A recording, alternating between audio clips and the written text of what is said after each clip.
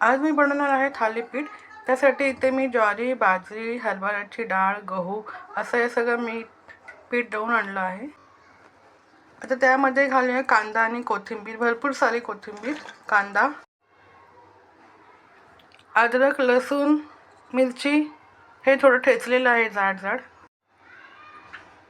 थोडा हातावर क्रश केलेला ओवा, हळद, धना जिरा पावडर, चवीनुसार मीठ। आता हे सगळं मिक्स करून चांगलं पीठ मळून घेते, त्याचा एक गोळा करून ठेवते आणि थोडा वेळ रेस्ट करायला।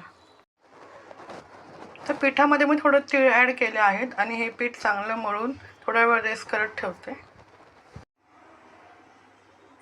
आता हे पीठ छान मुरले, आता याचे धपाटे बनवते। एक कॉटनचा स्वच्छ रुमाल घेतला आहे ओला करून। आता इथे एक गोळा घेतला आहे, तो छान थापून त्याचे पातळ पातळ धपाटे बनवून घ्यायचे। थोडंसं पाणी लावलं तरी चालेल मध्ये मध्ये। आता इथे एक छान धपाटा मी थापून घेतला आहे, तो त्या तव्यामध्ये टाकते। आता दोन्ही बाजूने खरपूस भाजून घेते, त्यामध्ये थोडं थोडं तेल सोडायचं।